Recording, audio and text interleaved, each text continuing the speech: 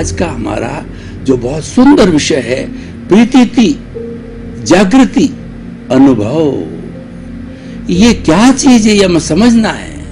और ये कब बनते हैं? जब हमारा क्या है कि हम सबसे पहले हम चेतन तत्वों के 3 स्तर की बात करते हैं।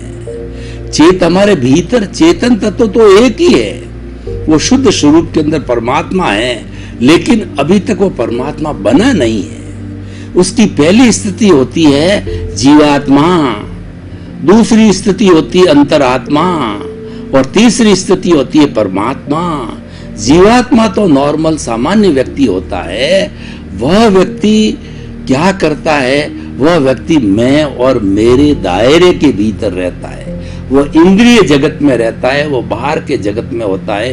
इंद्रिय सुख, धन दौलत, परिवार को ही वो वास्तव में सच मान लेता है, सुख मान लेता है, और मैं और मेरा के अंदर अनुरक्त रहता है 24 घंटे।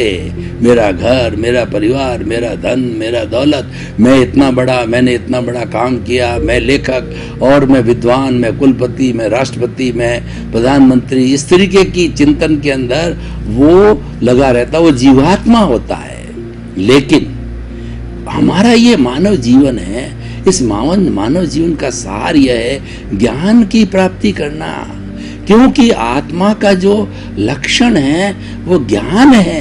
आत्मा सच्चिदानंद है। सच्चिदानंद क्या क्या अर्थ होता है? सत्य, चित्त और आनंद। सत्य का अर्थ होता है अविनाशी। हमारा जो मूल तत्व आत्मा है वो अविनाशी है, और चित्त का मतलब ये ज्ञान दर्शन वाला है। ज्ञान और दर्शन उसके पर्याय है। कभी ज्ञान में आती है आत्मा, कभी दर्शन में चली जाती है, दोनों एक ही है। पर ये दोनों मोड्स का होना जरूरी है, क्योंकि उत्पाद और व्यय बिना वस्तु द्रव्य नहीं रहती, और द्रव्य नहीं रहने की वजह से उसका एग्जिस्टेंस समाप्त हो जाता है, चाहे जड़ और चेतन हो।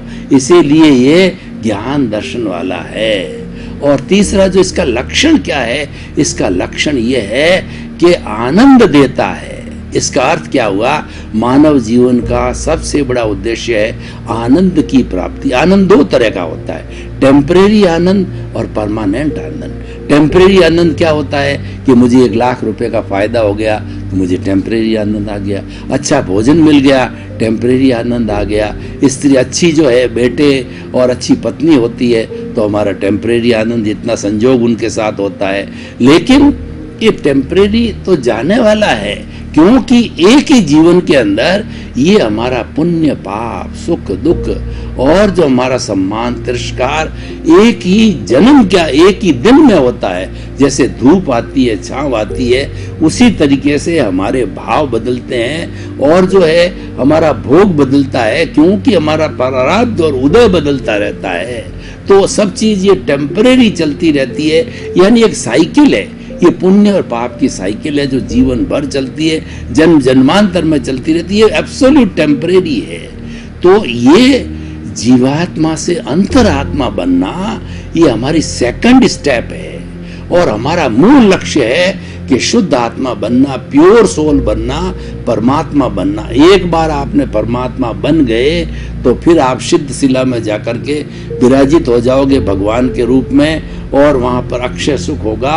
और ये 84 लाख जीवा योनि में जन्म लेना जो दुख का कारण है, इस जो जन्म मरण की श्रृंखला से आप मुक्त हो जाओगे, आपको परमानेंट मुक्ति मिल जाएगी।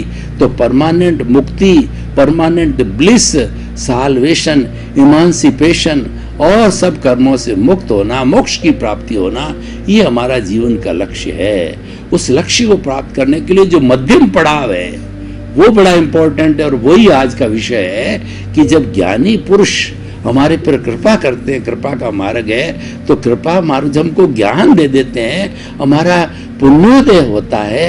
ये सभी लोगों का नहीं होता है, कुछ ही लोगों का होता है, जिनको कि परमात्मा बनना होता, 2 4 5 भाव में जो परमात्मा बनने वाले होते हैं, ऐसे भाग्यशाली जीव जो कि आत्मा की प्योरिटी लेकर के पीछे से आते हैं, पीछे से आत्मा के गुणों की भजना करके आते हैं, पिछले से वो धार्मिक क्रियाएं करके आते हैं, वो स्पिरिचुअल मैन होते हैं, उन्हीं लोगों को ये ज्ञान मिलता है।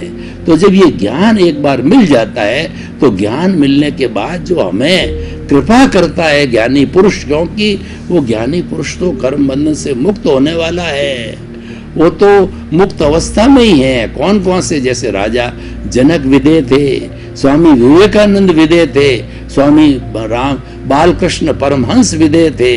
तो वो लोग जो क्या है कि भेद विज्ञान करते थे कि मैं अलग हूँ, शरीर अलग है, जड़ नाश, शरीर जड़ है, ये नाशवान है, मैं तो चेतन तत्व हूँ, मैं तो अजर हूँ, अमर हूँ, अविनाशी हूँ, ऐसा उनका चिंतन चलता था सबका।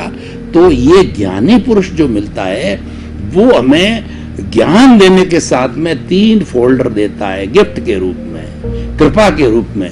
वो फोल्डर क्या होता है? प्रीति।